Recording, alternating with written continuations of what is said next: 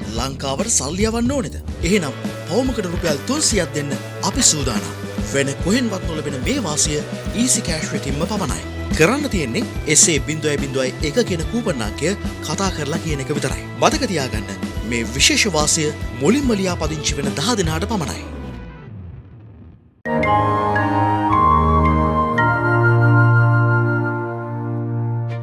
හැම ආදරෙන් පිළිගන්නවා travel with Sachin මගේ ප්‍රෝග්‍රෑම් එකට.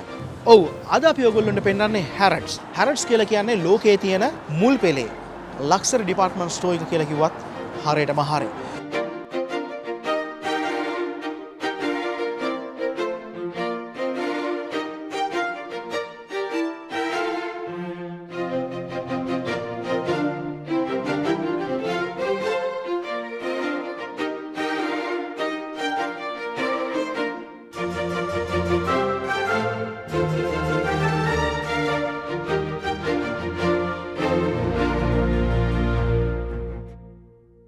හැම ආදරෙන් පිළිගන්නවා travel with Sachin මගේ ප්‍රෝග්‍රෑම් එකට.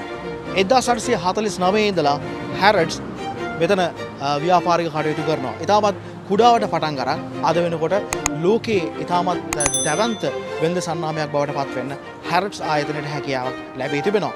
ඉතින් මේ තරම් වැදගත් වෙන්නේ ඇයි Harrods? අපි ගත්තොත් ලෝකයේ ඉන්න ධනවතෙක්ට ඇල්පෙනෙත් ඉඳලා අවශ්‍ය කරන ප්‍රයිවට් ජෙට් එක දක්වා මිලදී ගැනීමේ හැකියාවක් මේ මහල් 7කින් යුක්ත Harrods ගොඩනැගිල්ලේ එනවා. ඉතින් අපි අතලට ගිහිල්ලා බලමු අපිට මොන වගේ දේවල්ද ගන්න පුළුවන් වෙන්නේ. අපිටත් ෆෝඩ් කරන්න පුළුවන්, අපිටත් මිලදී ගන්න පුළුවන් දේවල් මෙතන තියෙනවද කියලා. අපි ගිහිල්ලා බලමු අතලේ තියෙන තත්ත්වය කොහොමද කියලා.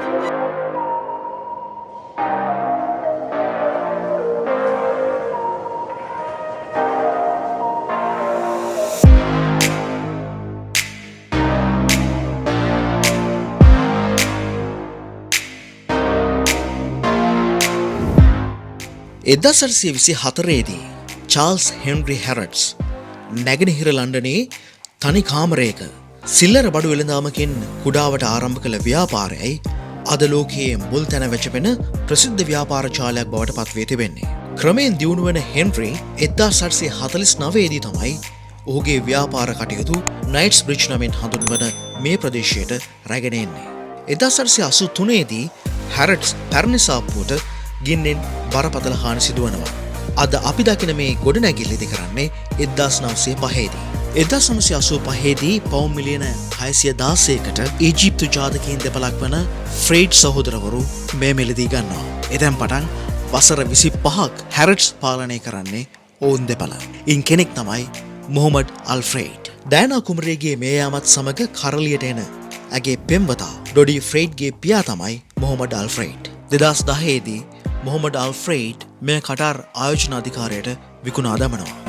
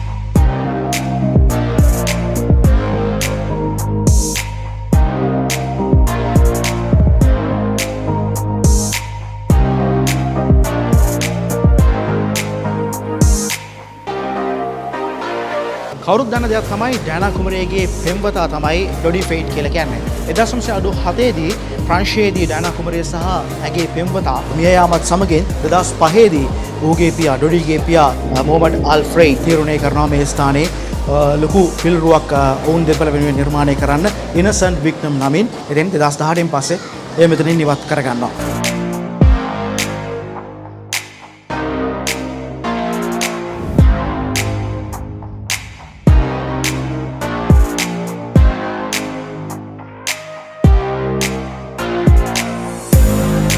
ලස්සනයිනේ. එල් විදාගෙන ඉන්න මොනවා. මේ වගේ තව 18ක් විතර අයිඩෙන්ටි කරලා තියෙනවා. 34670. ඒ කියන්නේ කොහොම 220යි කියලා ගත්තත් ලක්ෂ 76ක් වගේ වෙනවා. ලංකාවේ පර්චේස් 10ක් විතර විකුණන්න ඕනේ මේකක් ගන්න.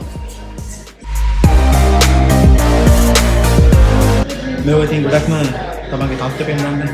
ගෙදර ගිහින් තියන එක තමයි. දෙවියොත් ඉන්නවා විකිනෙන්න.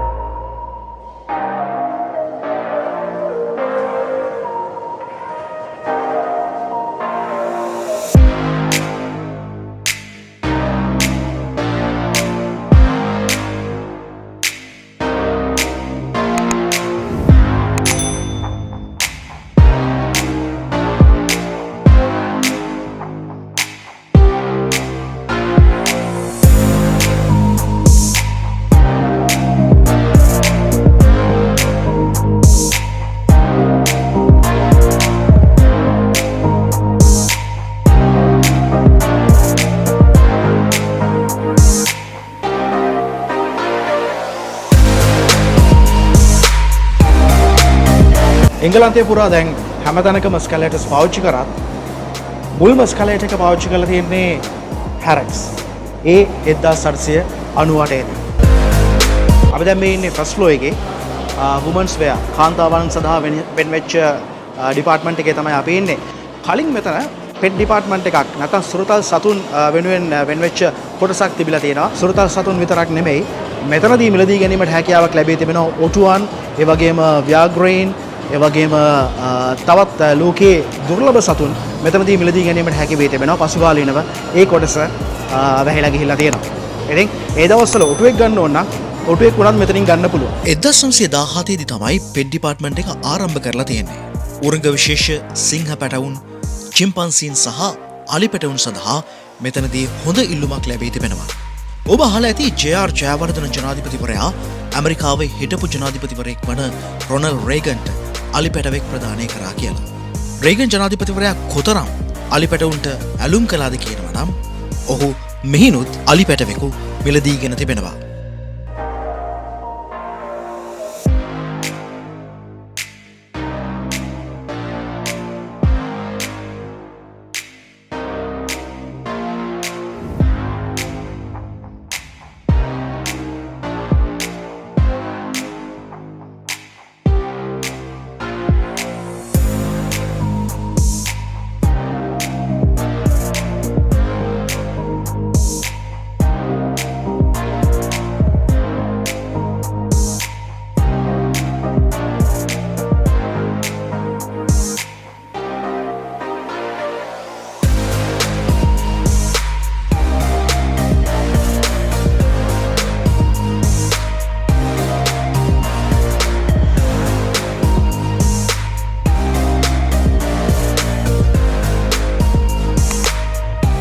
මේ Harrods ස්ටෝර් එකේ තට්ටු 7ක් තියෙනවා. ඒ වගේම ඩිපාර්ට්මන්ට් තියෙනවා 330ක්.